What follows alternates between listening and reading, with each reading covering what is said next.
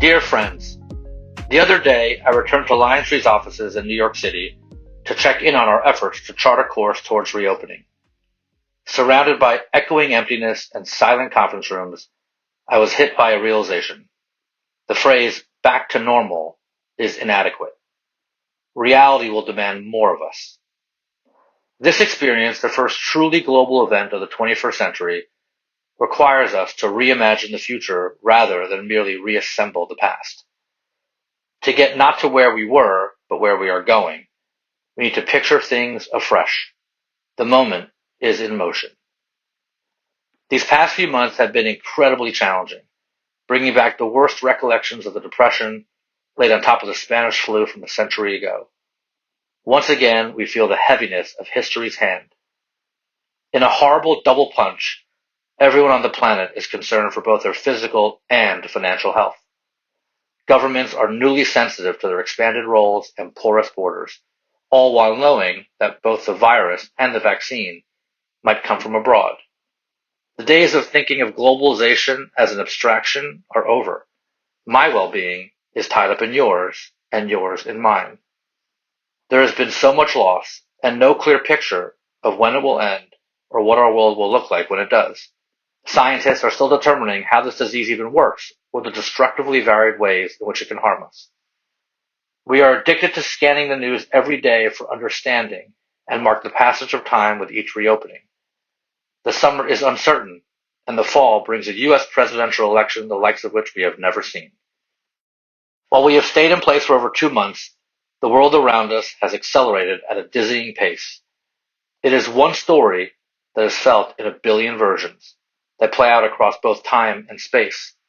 This crisis is different in Milan versus Manhattan, in March than in May. Whole industries are devastated and consumer behavior evolved. Digitization is accelerating and reconditioning entire sectors, notably healthcare and education. The suspension of the normal has mandated a return to basics. As we celebrate our essential workers, we realize that the essential is a fluid category to which we must continually aspire. I tell our team at LionTree, we are not essential, so make yourselves essential.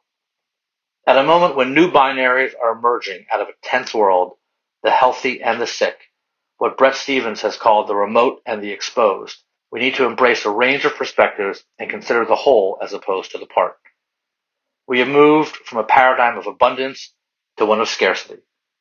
The chasm between Wall Street and Main Street widens even further. Unemployment of shocking scale is juxtaposed with the ascendance of the virtual and isolated. Sensing the market's resilience, corporate bond issuance is reaching record levels. The IPO window cracks open, and investors look toward 2021. We zoom everywhere, but fly nowhere. The streaming ecosystem is but one example of media and tech's abiding presence in our daily lives. At a time of separation, when whole swaths of our greatest cities are as empty as abandoned movie sets, connectivity has never been more vital. Internalizing these changes in real time is not a competitive advantage. It is a critical necessity. The virus has taught us a crucial truth. The status quo is not sustainable. Instead, adaptation is necessary for growth. Even as the human race holds its breath, the planet is exhaling. These are the rhythms we need to get right for future generations. The crisis has also created new and necessary combinations of traits. For example, the companies that will thrive in this new reality will have to be both nimble and loyal. They must respond effectively to turbulent new conditions and seize them as opportunities rather than experience them as constraints. Loyalty is more important than ever to community, first principles, core convictions, and a vision for a healthy world. As we take the first tentative steps out of our homes and survey the world around us, attention to the new environment will be everything. Shutting down was data-driven. Reopening, guided by science, is a complex art. We must strategize for the long game and react to the pain next door.